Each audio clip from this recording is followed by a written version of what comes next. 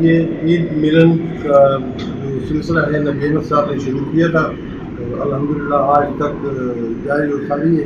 عید کے دوسرے دن سارے مزدور ساتھی یہاں آتے ہیں، آپس میں ملتے ہیں، ایک دوسرے کو اپنے دکھ تکلیف اور مسائل بتاتے ہیں، اس کو ڈسکس ہوتی ہے، اور ایک اچھی روایت ہے اور اس کو زندہ رکھا ہوا ہے ہم نے۔ متحدہ لیبر فیڈریشن کی ایک بہت کامیاب کوشش اور سالوں سے جاری ہے یہ۔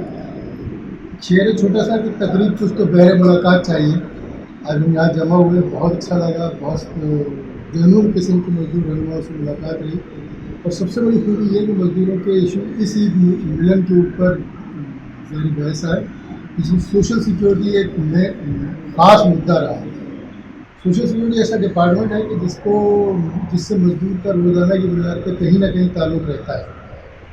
ہم نے یہاں گفتگو کی، ہمارے ساتھیوں نے ہماری ہمت افزائی کی، اور ہمیں یقین ہے کہ آج کی یہ عید ملن انشاءاللہ آئندہ سال آنے والی بہت بڑی عید ملن کے اوپر ہوگی، اور مزدوروں کے لیے کہیں نہ کہیں اچھے امکانات پیدا ہوں گے۔ ان کی کوششیں چاہیے، جیسے مختار صاحب نے موجود ہیں، ندیم صاحب موجود ہیں، آج ہم جس دفتر میں موجود ہیں یہ نبی احمد صاحب کا دفتر ہے، اس کے بانی ہیں۔ ان کا بڑا پورے پاکستان میں کردار رہا ہے۔ ہمیں امید ہے کہ متحدہ لیبر فیڈریشن بھی انہیں کے راستے پہ چلتی ہوئی یقیناً مزدوروں کے لیے بہترین راستے نکالے گی، یقین ہے۔ بہت شکریہ جی۔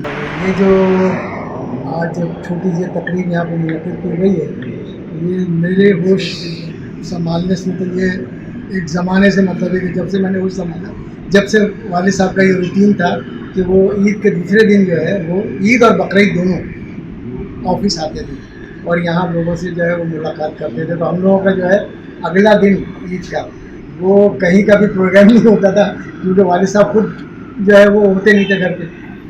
تو اور میں جناب مختار اعوان صاحب کا بہت مشکور ہوں، جنہوں نے ابھی تک یہ روایت جو ہے وہ برقرار رکھی ہوئی ہے، اور باقاعدگی سے ہر سال 2 دفعہ جو ہے یہ ملاقاتیں ہوتی ہیں لوگوں کے آپس میں۔